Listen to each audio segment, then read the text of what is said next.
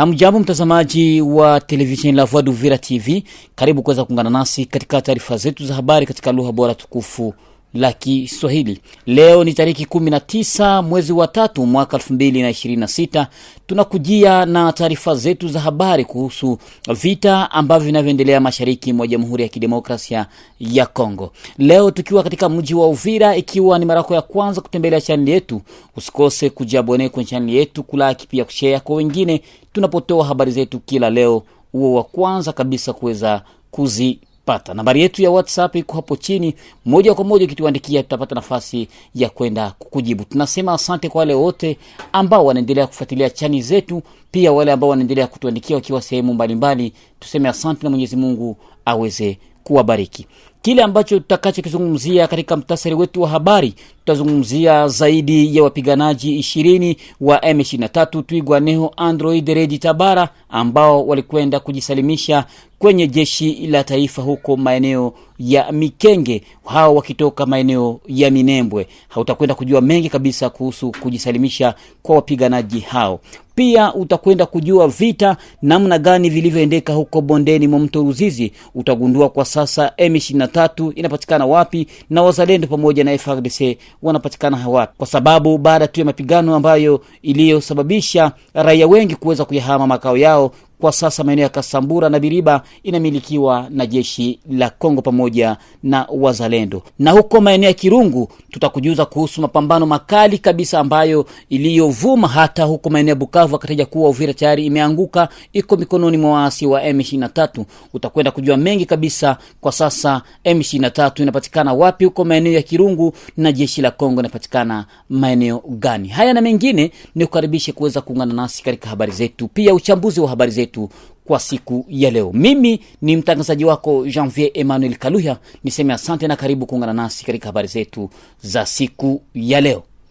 Tuanze moja kwa moja na habari za huko Mikenge. Kutokana na habari ambazo tulizozipata kutoka kwa wanajeshi wa FARDC pamoja na wazalendo ambao wanaopatikana huko maeneo ya Mikenge, wakitaja kuwa zaidi ya wapiganaji 20 wa RDF Twirwaneho Android Red Tabara, washirika wa M23, hawa walikwenda kujisalimisha mbele ya jeshi la FARDC tariki 18 mwezi wa 3 mwaka 2026. Hawa waliweza kupokelewa na jeshi la FARDC kama vile alivyotaja msemaji wa FARDC kupitia yale ambayo aliyozungumza, kitaja kuwa hii ni ishara kubwa ambayo iliweza kusababisha na kuweza kuwasili kwa wapiganaji hao ambao waliweza kutoka maeneo ya Mikenge San. Tukisoma tangazo ambalo lililoandikwa na bwana Rigen Mbuya akiwa ni msemaji wa FARDC, alitaja kuwa wapiganaji 20 waasi wa M23 pamoja na kundi la waasi la Twirwaneho wanaodaiwa kushirikiana na jeshi la Rwanda waliweza kujisalimisha mbele ya jeshi ya Jamhuri ya Kidemokrasia ya Kongo katika eneo la Fizi, mkoa wa Kivu Kusini. Wamekabidhi silaha zao zikiwemo bunduki aina ya AK-47, bunduki nzito za PKM pamoja na roketi aina ya RPG-7 kulingana tu na shuhuda za eneo hayo. Wapiganaji hao kuacha silaha zao na kuweza kuungana na jeshi la Kongo, huku wakitaja kuwa wanayopitia maeneo hayo wanakuwa wanasumbuka, pia wanakosa chakula na mapigano ambayo inayoendelea kila leo. Mara kwa mara mapigano hayo ambayo inayotokea maeneo hayo inasababisha waasi wakianza kujisalimisha maeneo hayo. Jeshi la FARDC limetaja kuwa hatua hiyo waliochukua ni njia moja ya kurejesha amani mashariki mwa Jamhuri ya Kidemokrasia ya Kongo, wakitaka wengine kuacha silaha chini na kuja kujiunga na jeshi la taifa. Wale ambao watataka kurejelea maisha ya kiraia watarejelea, na wale ambao wataungana na jeshi la Kongo wako tayari kuweza kupokelewa, taja hivyo kamanda wa kijeshi maeneo hayo. Tukichambua kabisa kuhusu vita ambavyo vinavyoendelea maeneo hayo, tukujuze kuwa wiki zilizopita tuliweza kuambia kwamba maeneo ya Mikenge, Kalingi na huko maeneo ya vitongoji vya Minembwe, jeshi la Kongo ndilo ambalo kabisa linalodhibiti maeneo haya. Na ukiangalia hapo wanapoanza kujisalimisha, kwa sababu kuna kuwa na ile mtuto mkubwa, kwa sababu Pwezero Kalingi, maeneo ya Mitamba na vijiji vingine ambavyo vinavyoinukia Minembwe, kwa sababu wako kabisa, wako kama vile wako katikati, licha kuwa wanakuwa na ile hali ya kuanza kuvizia wanajeshi wa Kongo, lakini kila leo wanajeshi wa Kongo wanaendelea kufanya liwezekanalo ili kuangalia namna gani wanaweza kurekipere maeneo ya Minembwe. Minembwe yote kwa ujumla iko kama vile iko mikononi mwa FARDC, lakini bado hawajaingia Minembwe kwa sababu wangali unachunguza, kwa sababu kuna kuwa na ile ambao wanayohitaji kuwa ni kufanya strategy ili kuangalia namna gani wanaweza kuingia huko maeneo ya Minembwe, kwa sababu maeneo ya Minembwe wanadai kuwa raia wengi pia nao wakiwa wanashika silaha. Ni jambo ambalo labda wanaangalia namna gani wanaweza kuingia pale maeneo ya Minembwe. Na ukiangalia msimu huu kuanzia mwezi wa pili mpaka mwezi wa tatu, kila leo unasikia 13 personnes wanajisalimisha mbele ya jeshi la Kongo, unasikia 20, unasikia 15, unasikia 3, unasikia 5. Hii iko inaendelea kuwapatia nguvu wanajeshi wa Kongo kuonyesha kuwa waanze kuangalia namna gani ya kuweza kubadilika na kuanza kufanya kazi kwa ufaswa ili kurejesha amani maeneo ya huko Fizi. Na unasikia kwamba kuna kuwa na wale ambao waliletwa kwa kinguvu, kuna wale ambao wametolewa huko maeneo ya Goma, kuna wale ambao wametolewa huko maeneo ya Bukavu, wanaletwa wakitaji kuwa wanakuja wanawapeleka kwenye mafunzo sijui wapi, na wanaambia kwamba watalipwa pesa nyingi, lakini wakija sasa sirtere unakuta wanasumbuka kabisa, hawapati hata sanfra, kwa sababu kila leo wanapigana. Kupata chakula ni shida, kupata dawa ni shida, hata maisha inakuwa ni kama vile magumu, kwa sababu hata angalau kuna wale ambao wameacha jamaa nyumbani kwao wakidai kuwa wanaweza kutumia kidogo, lakini unakuta wanatumika katika hali mbovu.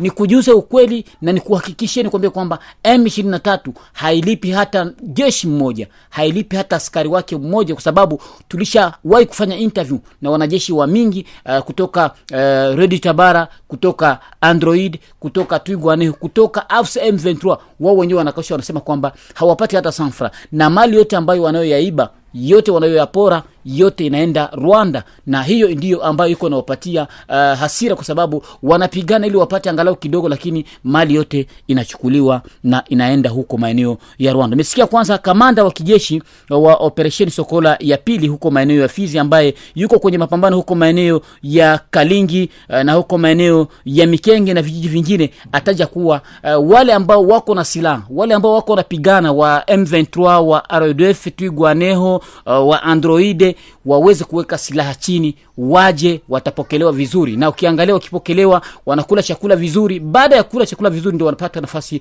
ya kupelekwa pale maeneo ya Baraka, na wako wanakuwa trete vizuri, kwa sababu serikali ya Jamhuri ya Kidemokrasia ya Kongo imepea kipaumbele wakikamata adui au adui akijiripoti ni lazima waweze kumhudumia vizuri. Na hii ni faida kwetu, na pia kwa wale ambao wako wanaendelea kushuhudia hili waweze kujiunga nao pia na jeshi la Kongo kurejesha amani mashariki mwa Jamhuri ya Kidemokrasia ya Kongo. Moja kwa moja tutoke huko maeneo ya Fizi tujielekeze hapa Uvira na tupande kabisa huko maeneo ya Kirungu. Maeneo ya Kirungu kulikuwa na mapambano ambayo iliyokutanisha wanajeshi wa FARDC pamoja na wazalendo wakipigana na RDF, Twigwaneho, M23, Android, ambao walikuwa wametaja kuwa tayari wamemiliki kijiji cha Kirungu. Kwa wale ambao hawajui Kirungu, Kirungu unapandia maeneo ya Kalimabenge, unapanda mlima ya Mugaja, ukitoka Mugaja unadumbukia Kirungu. Na ukiangalia Kirungu ni kama vile kilomita 17 au 18 kutoka Kirungu mpaka Uvira. Kwa hiyo waliweza kuwarepuse mpaka sehemu ambayo wale ambao wanajua maeneo ya Biziba, kuendelea Biziba, soko ya ine ambayo inayopatikana huko maeneo ya Biziba, ndipo ambapo waliweza kuwapeleka. Na tukujuze kwamba kwa sasa M23 iko Biziba, wazalendo pamoja na FARDC wanakontrole maeneo ya Kirungu na vijiji vingine hata huko maeneo ya Mugaja na kupanda kwenye milima ambayo inayoinukia Uvira. Kwa hiyo raia waweze kuwa calm, waweze kutulia, kwa sababu hii imeweza kuleta panic mpaka watu wengi wakaanza kukimbia Uvira wakitaja kuwa M23 waliweza kufika, wanakuwa karibu ya kufika Uvira. Unajua kuna kuwa na zile media sociaux, kuna kuwa zile media za M23 ambazo wanakuwa wanaitilize kuangalia namna gani ya kukimbiza watu, kwa sababu ukiangalia wakati tuliweza kukimbia tena hapa, wakati waliweza kufika hapa, watu walianza kukimbia, M23 ingali Kamanyola, unaanza kusema kwamba tayari imekuwa Uvira, tayari imekuwa wapi. Kwa hiyo wanakuwa na ile hali ya kutumikisha mamedia ili kuhakikisha kuwa wana convaincre watu na kujua kwamba tayari vita vimeingia na wamekuwa karibu, ili kwamba kuweza kwa décourager jeshi la Kongo na waweze kuingia kwa rais. Lakini kwa hiyo raia wamekuwa makini na jeshi la Kongo liko makini. Kwa hiyo muda wote information iko natolewa na kutaja kuwa waweze kutulia, wakae kimya kabisa. Jeshi la Kongo linaendelea kufanya kazi kama kawaida. Tushuhudie vita ambavyo viliweza kutokea huko bondeni mwa mto Ruzizi tariki 17. Vita hivi ambavyo viliweza kuanza kabisa asubuhi mapema kati ya wazalendo na jeshi la Kongo wakipigana na M23 pale maeneo ya Kabunambo. Nilikujuza kuwa walikuwa wanamiliki maeneo ya Kasambura na Biriba. Jeshi la Kongo lilikuwa liko Runingu, Mikamba na kuendelea mpaka maeneo ya Kimuka. Lakini kwa sasa baada tu ya mapambano hayo ambayo yaliweza kutokea, waliweza kuwatoa maeneo ya Kasambura, wakawatoa na Biriba. Kwa sasa wanapatikana Kabunambo, na hiyo wakipigana tena kutoka Kabunambo moja kwa moja wanaweza kuingia Sange, kwa sababu kutoka Kabunambo mpaka Sange ni kama kilomita 2 hivi tu na mji wa Sange. Hivyo ndivyo habari ziliweza kueleza na kutaja kuwa kuanzia Kimuka, Ndunda kwa sasa na pale maeneo ya Rusabagi, jeshi la Kongo na FARDC ndio ambao wanapatikana maeneo hayo. Kwa hiyo raia wengi wa maeneo hayo, Ndunda, Rusabagi, Kaberagule, Rulimbi, Kigurwe, Nyamoma, tayari kabisa waliweza kukimbia maskani yao kwa sababu walihofia hali ya woga na pia risasi ambazo zilikuwa zikirindima maeneo hayo kuanzia tariki 16, kwa sababu waliweza kuiba ngombe pale maeneo ya Nyamoma. Niliweza kutolea nayo hapa ni kuonyesha kwamba waliweza kuiba ngombe, kwa sababu ukiangalia M23 wakati wanataka kuondoka nafasi hawawezi kuondoka bure, ni lazima waende wanaiba ndio wapate nafasi ya kuweza kuondoka. Kwa hiyo mpaka sasa kimya iko, lakini kuna raia wa Runingu ambao waliweza kukimbia, na pia baadhi yao wale ambao waliweza kuumia waliweza kupelekwa Sange ambapo wanapata matibabu, na wale ambao waliweza kuumia upande wa Runingu waliweza kupelekwa Uvira ambapo wanaendelea kupata matibabu. Mtazamaji wa televisheni yetu, ikiwa unaendelea kuwa pamoja nasi, ni kuombe moja tu, usikose kujiabone kwenye channel yetu, kulaki pia kushare kwa wengine tunapotoa habari zetu kila leo, uwe wa kwanza kabisa kuweza kuzipata. Na moja kwa moja katika hali tu ya kumalizia taarifa zetu za habari, na pia kutokana tu na habari ambazo zinazosemekana kuwa vita vinaendelea mashariki mwa Jamhuri ya Kidemokrasia ya Kongo, habari zetu zilieleza huko maeneo ya Nyamutiri, maeneo ya Lemera na nafasi nyingine kuna kuwa hali ambayo inayotokea kila leo, wakati raia kabisa walitaka kukimbia baada tu ya kutaja kuwa M23 na wazalendo huenda wanaweza wakapigana kwa siku hizi mbili, ambapo kabisa habari bado hazijakamilisha, lakini tunaendelea kufuatilia. Tutakuja hapa ili tena tukupe habari zetu kila leo ambazo zisizokuwa na kasoro. Na ni hapa ndipo tunafika mwisho wa taarifa yetu ya habari katika lugha bora tukufu la Kiswahili, taarifa ambayo imeletwa kwenu naye Janvier Emmanuel Kaluya. Ikiwa ni mara yako ya kwanza kutembelea channel yetu, usikose kujiabone kwenye channel yetu, kulaki pia kushare kwa wengine tunapotoa habari zetu kila leo, uwe wa kwanza kabisa kuweza kuzipata. Katika habari zetu ambazo tulizozungumzia kwa siku ya leo, tulizungumzia kuhusu wapiganaji 20 wa RDF Twigwaneho, Android